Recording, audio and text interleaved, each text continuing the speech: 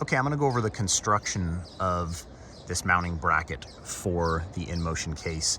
It is 3/16 aluminum plate, so super thick, sturdy. We've bent the corners up here to be able to hold the rod, the retaining rod.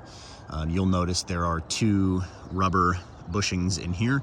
That is to dampen any of the vibrations that come up from the road and to make a minimization to any movement of the case when it's in here. We have basically created several rows here, which are mounting options. We lined up this row because we liked where it kind of centered the case. When you're mounting it, the further away you can go to the corners, the width and the length, you know, the further out is the better. It's going to add more stability, but we're okay with a little bit of overhang here because of how thick this plate is. So we used the pre-notched out ovals here, and then it didn't quite line up because again, it's universal. It's designed to be used with really any mounting place, but not any specific brand of rack. So this worked out great for us where we wanted it to sit on the top of the truck, but this was a little bit too far from here. So all we did was just drilled 1/4-inch holes, put the nuts on there, and this thing is on there. So the thing is, you just need to keep these outside rails clear here because that's where the case goes. I'll show you when I insert the case. This is a 1/2-inch thick aluminum rod. There's a bumper on the outside here to keep it from sliding out, and it is plastic, but there is a stainless steel pressed on clip in there. So if you think someone's gonna try and steal this case by popping that off, it is actually really, really hard to get those circlips out. It comes with the master lock seen here and a spare just in case you lose this.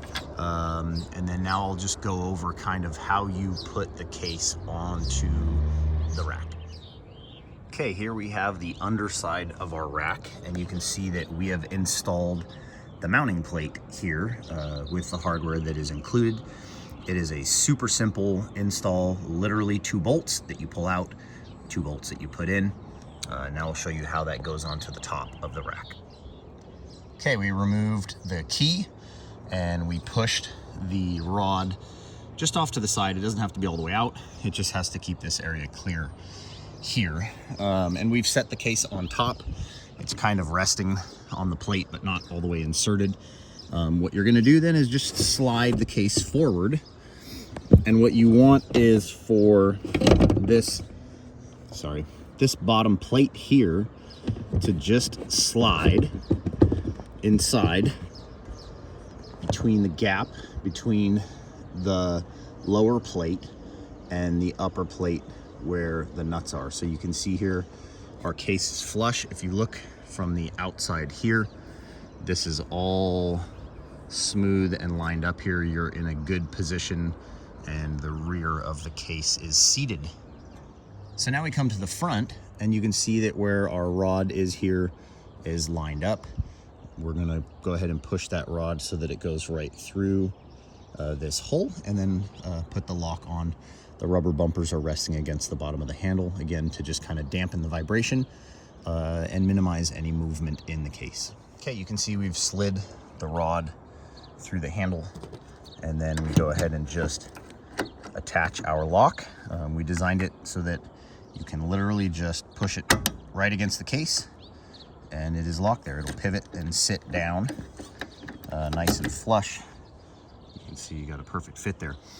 So the other part of what we did here to fight theft was obviously adding the locking mechanism here. Now, to release this handle, you'd have to get underneath the case. So with the way it is mounted, you can't access that. You would not be able to loosen that. Also, if you notice, all of our hardware that we use to bolt this down to the rack system is completely covered. It's inaccessible to be able to remove that section. So even if you did remove these nuts here and this plate, you are still attached from the front. So it would be quite difficult to steal this off the top of a roof. So our vehicle is really high. This is on a lifted truck. It's a little bit difficult to get the case up here with one person. So if you have a high profile vehicle, I would definitely recommend trying to do this with 2 people because the case can be a little heavy. If your vehicle is down where you can kind of reach it on the ground, it's not too bad. But that's how it mounts. Now here is our other mounting bracket. If you don't like how high profile this case mount makes the case stick up on your vehicle, your box is about up to here, and you just want something low profile, you just want your dish up here. Cool thing is, if you have our case, the platform that is inside the box is removable, and your router, power unit, inverter, all that stuff stays with the cables, the hardware. You don't have to disconnect anything other than just the dish. And your dish would automatically fit right onto this using the same exact mounting system that is on the lid of your case. So your dish would click right onto here. Again, on your roof, it would just be super low profile instead of sticking way up. It'd be way more aerodynamic, and it doesn't require you to do absolutely anything to your dish or your in-motion case, because this is the same as you notice that is what is on your lid of your case, and the dish literally slides in, locks into place, and then the removable platform would house all of the remaining components of the system for you to use while you are in motion. This is going to show you how to do the installation or prepare your in-motion case to be able to integrate with our mount bracket here. So when you order this, I should say, when you receive this, after you've ordered this, you'll see there's 2 packets. One is going to house your 2 master locks and the key, and the other is the bracket that we are going to attach to your actual case and the required stainless hardware. This is the finished product here. It's really simple. You're basically going to remove the bolts that are in the bottom of your case. We're talking about the opposite side as the retractable handle. So find the handle of your case, come to the back side. There are the only stainless, or we'll say silver or gray in color, hardware that is in the bottom of your case. You will not see this bar here. This will be missing, just those bolts that are there. What you're going to want to do is open up your case, and you're going to want to see these nuts right here. It takes a 3/8 inch socket or wrench, and you're just going to want to take those nuts off, completely remove the nuts, the washers, and the bolt that's going through it. As far as this bolt on the bottom here, that is going to be a 1/8 inch Allen. So you're just going to need a 1/8 inch Allen and a 3/8 inch socket or wrench. You're going to remove those 2 bolts, and you're going to use the new longer bolts here.